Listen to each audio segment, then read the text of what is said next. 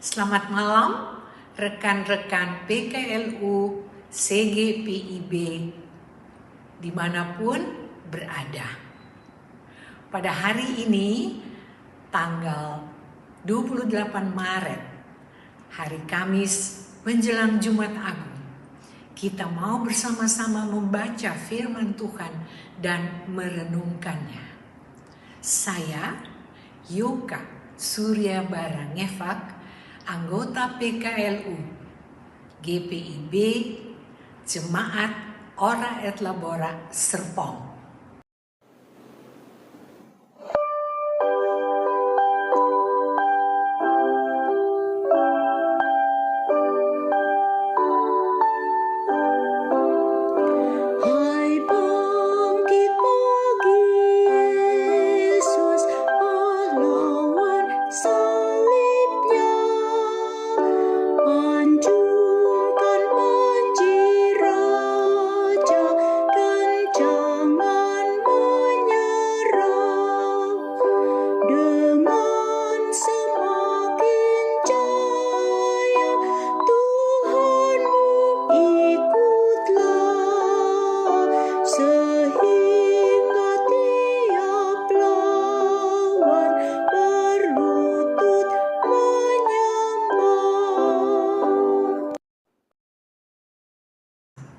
Sebelum kita membaca, mari kita satu dalam doa.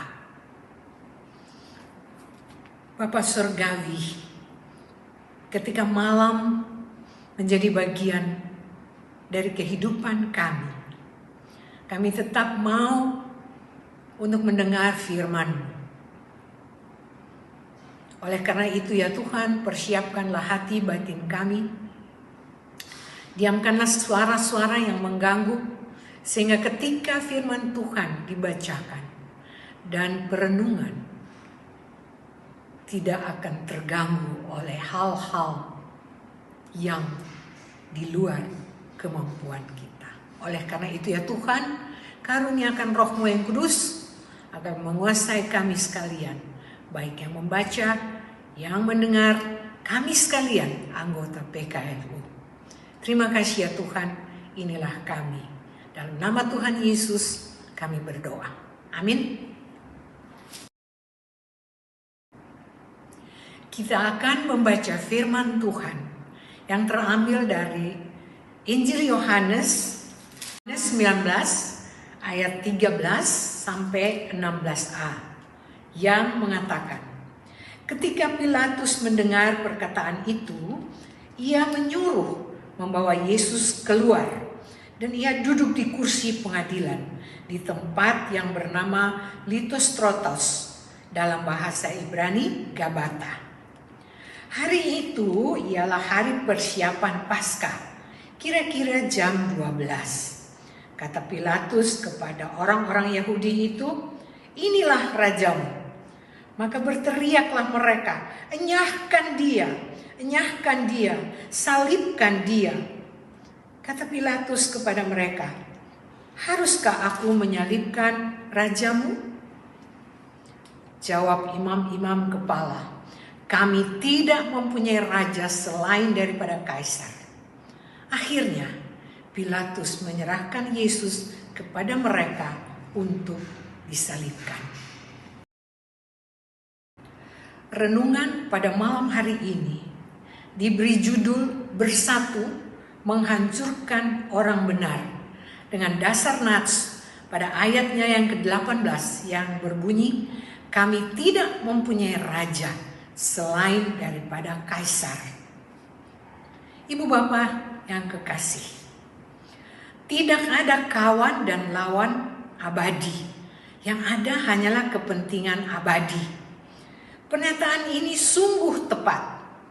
Sejak bangsa Roma menaklukkan Israel tahun 63 sebelum Masehi, kehidupan mereka dipenuhi dengan ketakutan dan penderitaan. Israel pun menanti-nantikan datangnya Mesias seperti yang dinubuatkan para nabi. Mewaspadai pengharapan tersebut, bangsa Roma dan dinasti Herodian, sekutu mereka, bekerja sama untuk membasmi segala bentuk pemberontakan, termasuk dengan menyalibkan mereka yang dicurigai sebagai Mesias. Teror kuasa yang bertujuan memberi efek jerak secara publik itu alhasil menimbulkan kebencian yang semakin besar di antara orang Yahudi terhadap bangsa Roma. Kehadiran Yesus dalam kuasa roh di Galilea membangkitkan pengharapan Israel yang hampir pudar. Namun, ajaran dan pelayanannya yang empatik kepada mereka yang dimarginalkan di masyarakat justru dianggap subversif oleh para ahli Taurat dan ahli-ahli Farisi. Sambutan hangat publik kepada Yesus pun membuat mereka cemburu dan iri hati, hingga merencanakan pembunuhan, meski tindakan itu bertentangan dengan khotbah-khotbah yang mereka sampaikan di bait suci dan di sinagoga. Demikianlah siang itu Pilatus, penguasa Romawi yang kejam dan korup, bersatu dengan para pemimpin Yahudi yang membencinya. Bersama-sama mereka menjerumuskan Yesus yang tidak bersalah untuk disalibkan atas nama kesetiaan kepada Kaisar. Kisah ini memperingatkan kita agar waspada dengan segala kepentingan pribadi yang egois dan jahat. Janganlah menjadi Pilatus yang gemar mencari muka guna menyelamatkan diri dari kuasa. Janganlah pula keberhasilan sesama menjadi alasan sakit hati dan cemburu, hingga nekat melanggar firman Tuhan dengan melukai kehidupan mereka. Ingatlah, Tuhan melihat segalanya. Apa yang kita tabur, itu juga yang akan kita tuai. Barang siapa bermufakat menghancurkan orang benar, Tuhan tidak akan lalai menghakiminya.